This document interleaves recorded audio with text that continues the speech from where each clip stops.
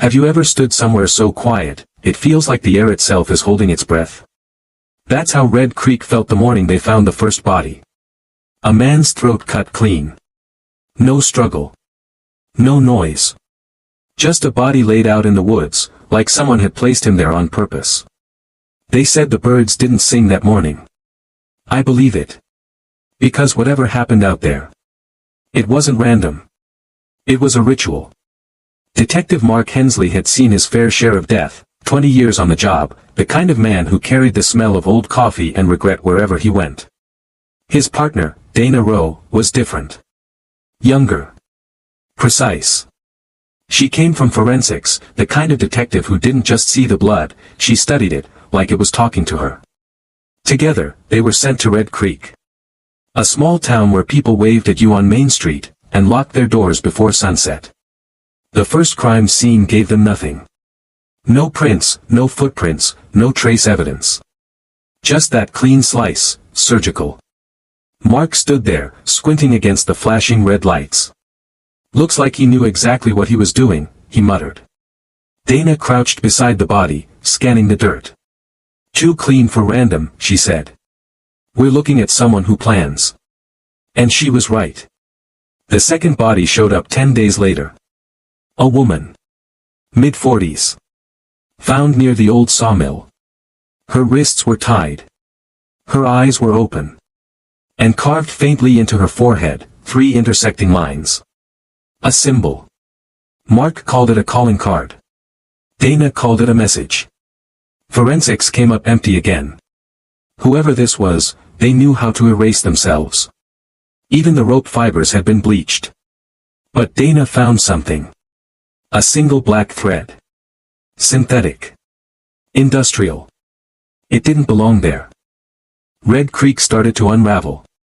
People stopped going out. Windows stayed shut. The mayor wanted answers, fast. And then, came the third victim. A teenage boy. That one hit differently. Dana stood over the body in silence. 10 minutes passed before she spoke. This one's different, she whispered. It feels personal.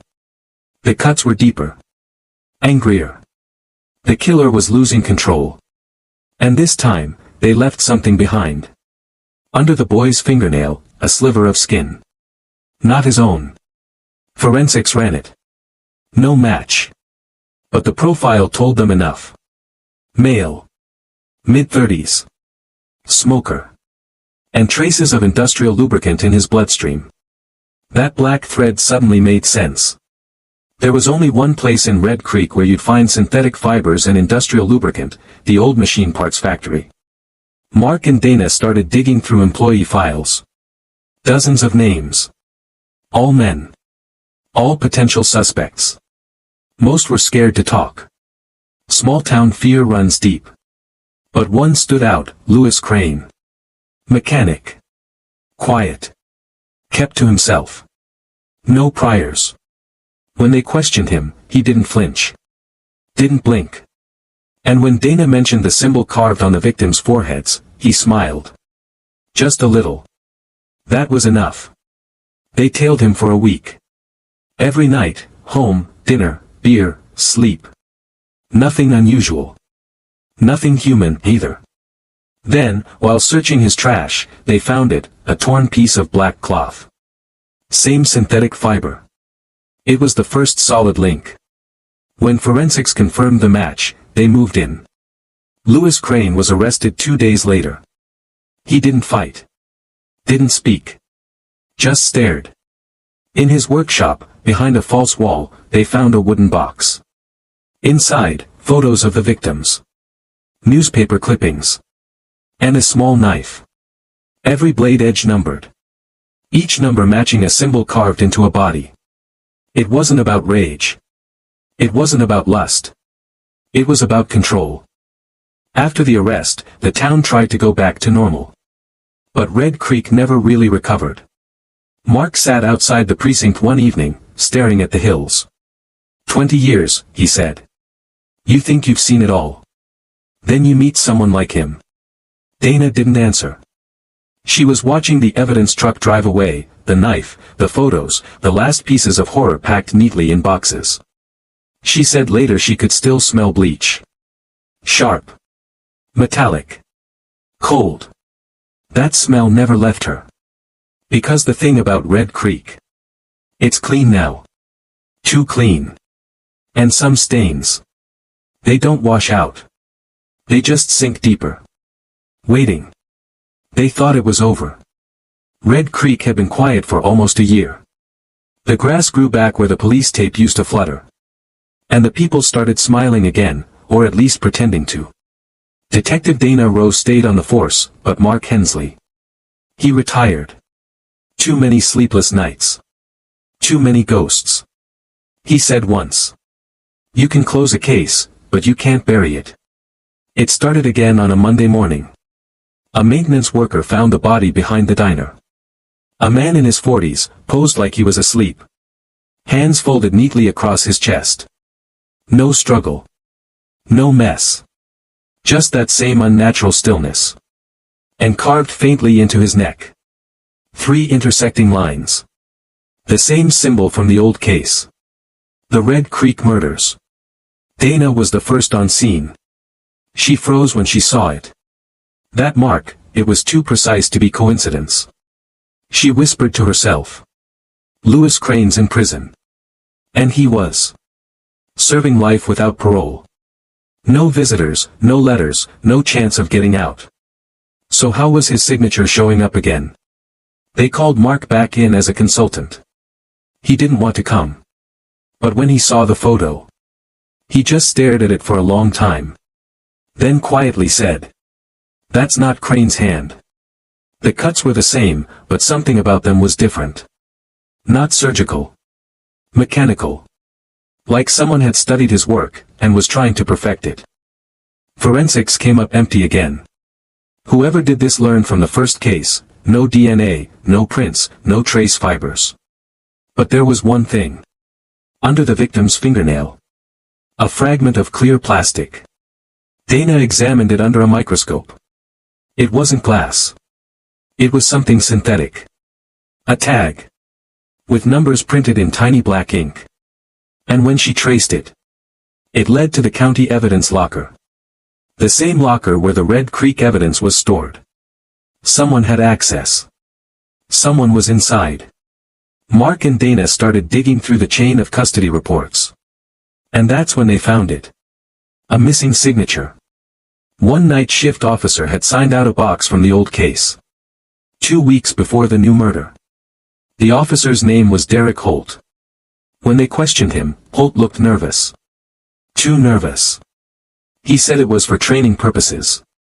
That he just wanted to study the files. But Dana noticed his hands were shaking. And there was something on his wrist. A faint, healed scar. 3 intersecting lines. She didn't say anything. Just stared at him. Long enough for him to look away. That night, she went home and opened her old case binder. Photos. Notes.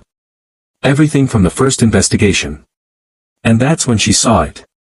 Something she'd never noticed before. In one of the old crime scene photos. A blurred figure stood behind the police tape. Wearing a county jacket. Badge on the chest. Name tag just visible. D. Holt. He'd been there from the start. They moved to arrest him the next morning. But when they arrived at his apartment, the door was open. Inside, silence.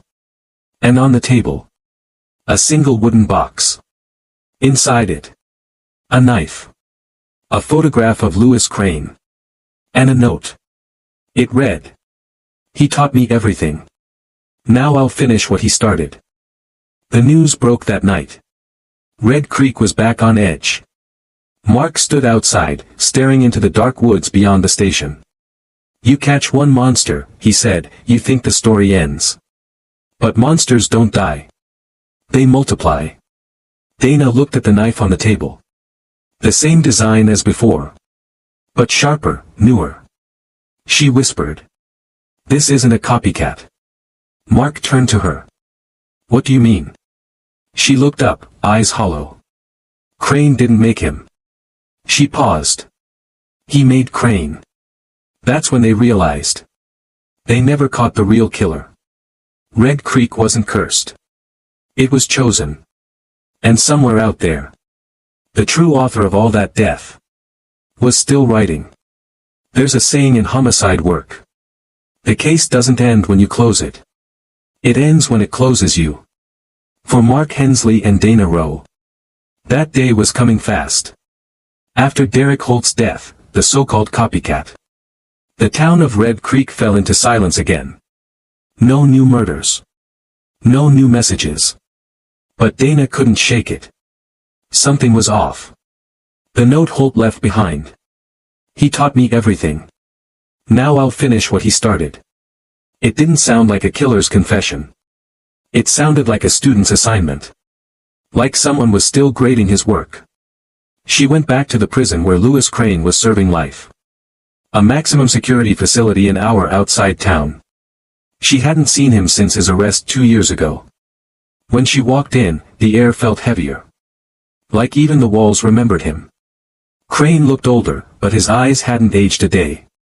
They were still empty. Still calculating. "Detective Rowe," he said softly. "You look tired." She didn't answer. She just slid a photo across the table. The latest victim. The carved lines are still visible. Crane stared at it for a moment, then smiled. "Neat work," he said. "Almost, reverent." Dana leaned forward. "He said you taught him." Crane chuckled. "Everyone learns from someone, detective. Even me." She frowned. "Who taught you?" He looked up, his voice turning cold. "You think I started this?" he whispered. "No. I was chosen. Just like he was." She left that prison with her stomach in knots. Crane had never lied to her before, not once. He didn't need to. So if he wasn't the beginning, then what was? Mark called her that night. "I think you should come by," he said quietly. At his kitchen table sat a stack of old files. Not from the Red Creek case. From 20 years earlier. A different town. Same pattern. Same symbol. 3 intersecting lines. 5 victims, Mark said. All unsolved. Different state. Crane would have been 12 years old. The air went still. They dug through every file they could find. Cross-state records, archived evidence, dead-end leads. And buried deep in a box of old reports, they found it, a name. Dr. Malcolm Vance. Forensic psychiatrist. He'd worked with several juvenile offenders, including a young Lewis Crane. Dana stared at his photo. Mid-50s, cold smile, eyes that didn't match the face. "This guy's alive?" she asked. Mark nodded slowly. "Retired. Living about 2 towns over." They drove out there the next morning. Vance's home sat on a hill. The kind of place that looked peaceful if you didn't know better. He welcomed them like an old friend. Offered coffee. Smiled too much. Lewis was a fascinating boy, he said. So eager to learn. So disciplined. Dana's jaw tightened.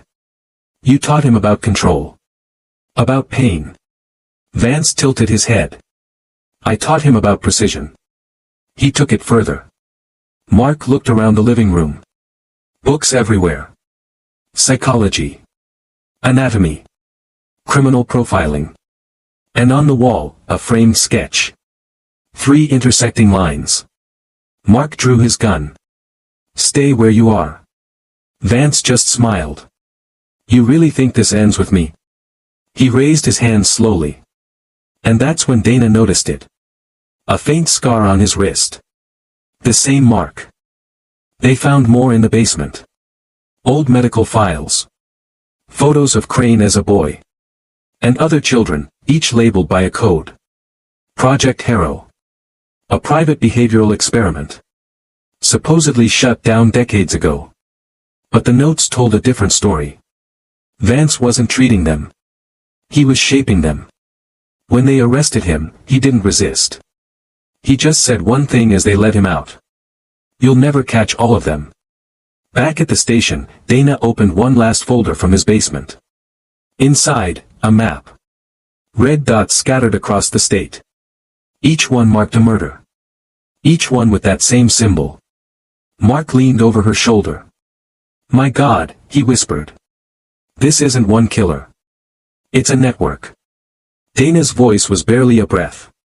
He built them. That night, as the rain fell over Red Creek, Dana sat alone in her car outside the station. Her phone buzzed.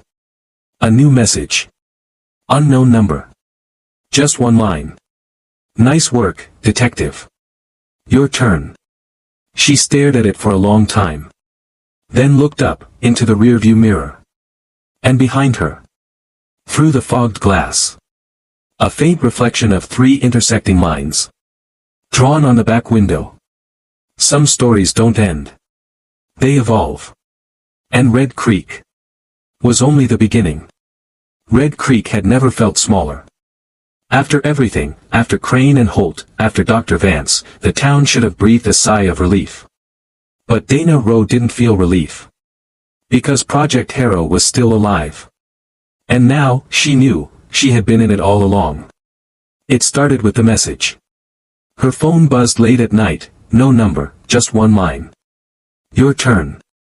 Her hands shook. She stared at the words like they were fire. And then she remembered. The files Vance left behind, the old psychological tests. The annotations. The charts. Her own childhood file, buried in a stack marked subjects. She had been selected decades ago. Not as a victim. Not as a student. As a weapon. Mark Hensley called her the next morning. You've been staring at that phone all night, he said. I know, she said. I need to understand it. All of it. They drove to Vance's former property. The house had been abandoned for years.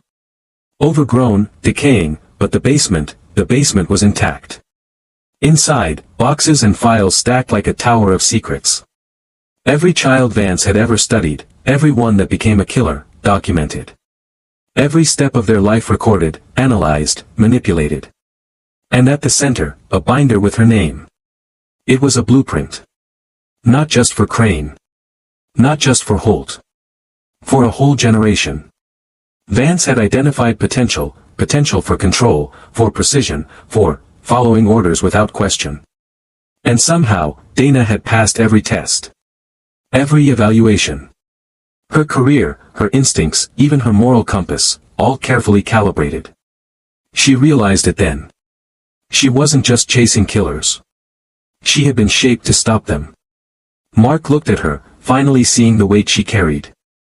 You're saying all this, you were meant to. To finish it, she said. Before it spreads again. And then the sound came. A shuffle upstairs. Footsteps that didn't belong. Dana raised her gun. Mark beside her. From the shadows, a figure stepped forward. A young man, mid-20s, sharp eyes, calm, calculated. Wearing a faint smile. Hello, detective, he said. I've been waiting for you. Dana froze. Holt. Or someone like him. The last product of Project Harrow. Mark whispered, how did you? I learned, the man said. From Crane. From Vance. From everything you didn't notice. But I wasn't reckless. Not like them. Not like Holt. He stepped closer, revealing a faint scar on his wrist. 3 intersecting lines. The pattern continues, Dana said, voice shaking. He shook his head. No. It ends tonight. Unless you fail. The confrontation was silent. No screaming, no struggle. Just the 3 of them, the shadows, the cold concrete walls. Dana realized the truth, the network had grown, yes. But it wasn't infinite. It was a system. And every system had a failure point. She studied him. The lines, the way he carried himself, the hesitation in his eyes. And she did what she'd been trained to do. Hours later, it was over. The man lay restrained, the evidence collected. Mark breathed hard, shaking his head. You did it, he said. Dana looked at the files, the basement, the patterns. It wasn't over forever. But for now, she had stopped the cycle. Back in Red Creek, the town seemed quieter than ever. Windows were still shuttered. Streets empty. But now, for the first time, Dana felt a small relief. She went to her car and looked at her hands. Hands that had been molded, guided, tested. Hands that had hunted killers born from the same system that created her. And for the first time, she let herself think. I am not a victim. I am the breaker of the chain. The files of Project Harrow were burned that night. Every trace. Every name. Every line. The world would never know the full scope. Some monsters were too embedded, too hidden. But Red Creek had been saved. And Dana Rowe was finally free to be herself. Yet, as she drove away from the station, through the misty hills, she couldn't shake one thought. Somewhere out there, in some other town, a new system would begin. And if it did, she would be ready. Because she had learned the truth that Crane, Holt, and Vance had all underestimated. No matter how carefully they shaped the world, it takes only one unbroken human will to end it. And that will was hers. The Red Creek murders had ended. But Dana Rowe had begun.